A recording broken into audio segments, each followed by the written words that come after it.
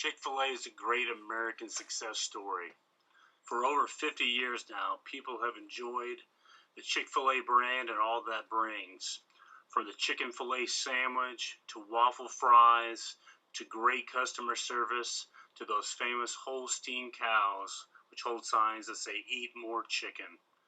Just to give you a little bit of a backstory, Truett and Don Cathy, who are brothers, started what was called the Dwarf House Grill back in 1946, and this was in a small rural Georgia town.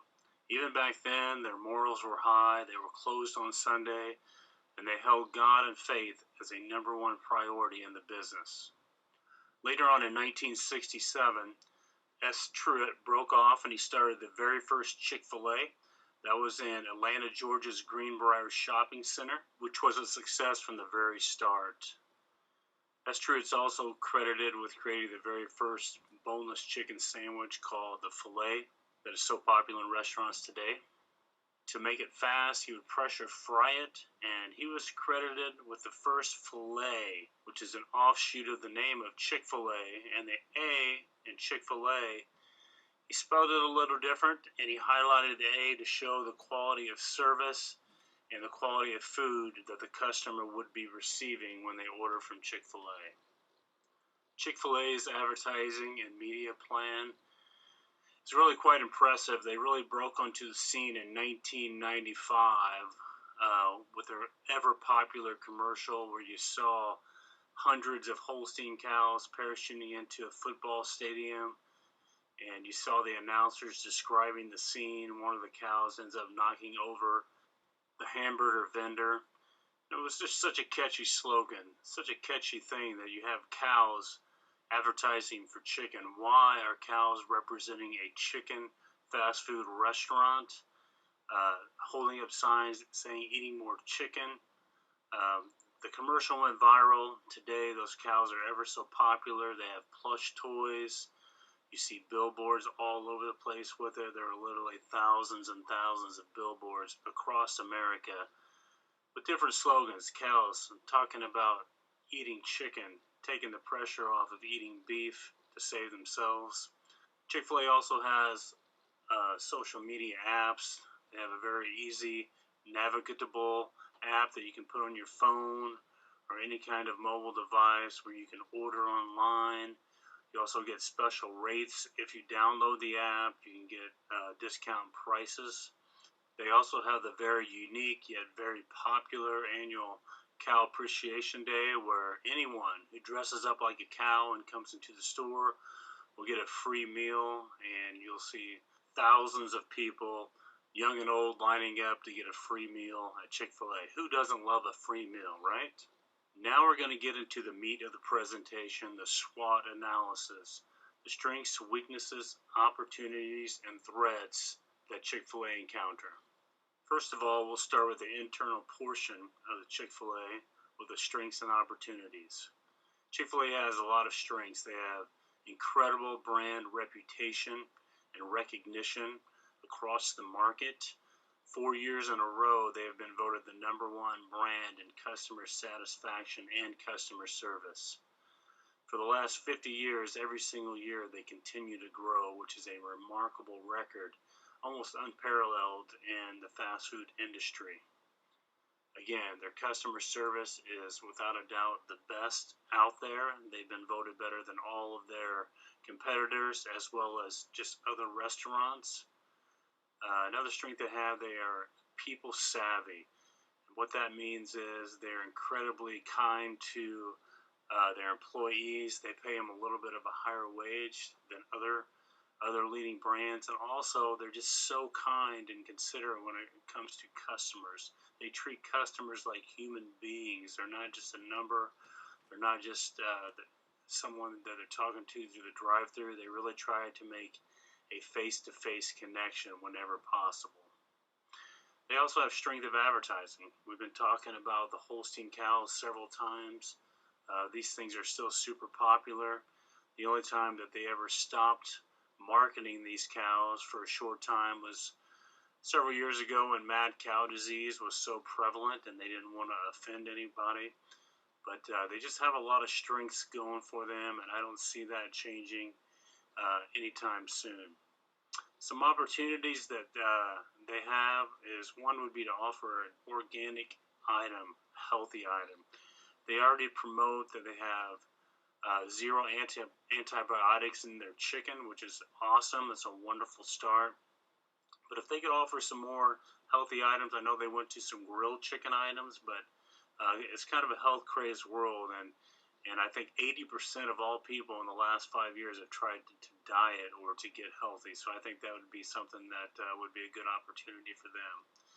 They also need to enter the global market. I know they have plans to start a Chick-fil-A in Toronto, Canada this year, but there's so much untapped market in the world globally, and you see competitors like KFC or Popeyes who are global just sucking up that market, and that would be a good thing for them to do right there. They could also diversify their menu. I know they're a chicken place and they do chicken excellent. But if they could add some more other items, especially some protein items that would give someone another choice, that would help them. They're also on a lot of college campuses across America, around 300 campuses right now. But statistics show there's over 7,000 secondary schools, and there's a lot of market that they could get into, and they're super popular on these college campuses. Kids will flock to them. Another thing they could do is promote their excellent customer service record. They don't tout that enough. They are outdistancing their opponents by such a large margin right now. They should highlight that. Which brings us to the external components of Chick-fil-A, the weaknesses and the threats. Some weaknesses that Chick-fil-A have, they have a limited menu. We talked about this.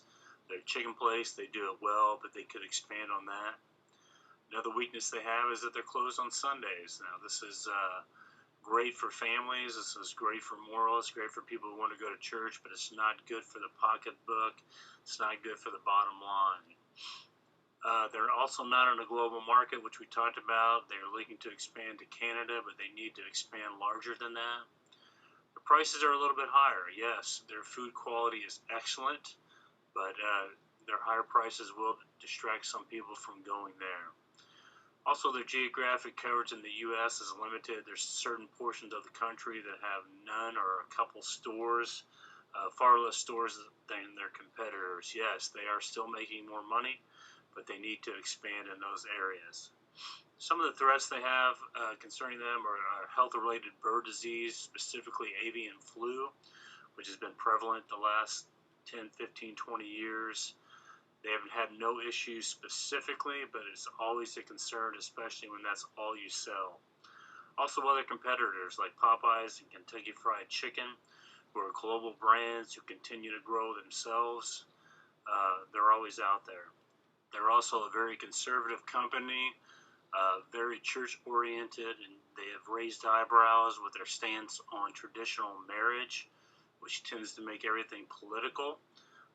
They're also closed on Sundays to honor God, which offends some people. They also, because they're closed on Sunday, they have the threat of losing clients because some people want to eat on Sunday. The weekend's the busiest time of the week, obviously, and Sunday is one of those days. Another threat they have is the rising cost of raw material. Yes, chicken prices have stayed pretty steady, but vegetables have gone up, fuel have gone up, minimum wage has gone up for companies around there, so that is always a concern for the future. Some seasonality and timing issues. All restaurants experience a little bit of downturn in the winter because of the weather, the snow, etc. One of the things that Chick-fil-A does is they promote their Chick-fil-A Bowl in the winter, which is an annual college football game with some of the top-ranked teams. They also have Christmas boxes and ornaments that they give away and sell. They also have Christmas shoe boxes that you can donate just to keep things going there. They also have an incredible idea for busy parents, and especially in the wintertime with kids, where you can come through the drive-thru and order, and then go park your car, and when you come in, they'll have the table ready. They'll bring the food to you. Just makes it a little less hassle and mess when you're trying to deal with kids. And again, they also have the annual cow dress-up day where you can dress up as a cow and get a free meal just to keep that brand in front of people at all times.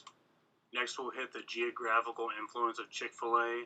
Just a few years ago, they were only in 38 states, but that has grown and grown. And now they're in 47 of the 50 states, predominantly in the Southeast. They are strong on both East Coast and West Coast. They are strong. Central America, they're growing, and the North, they're pretty slack on that. Now, they are branching out into Canada this year, which is great, but they really need to expand in these areas. In conclusion, I just want to highlight how Chick-fil-A has grown every year that they've been in existence. They have such a high retention rate, between 95 and 97% of all stores and corporate staff.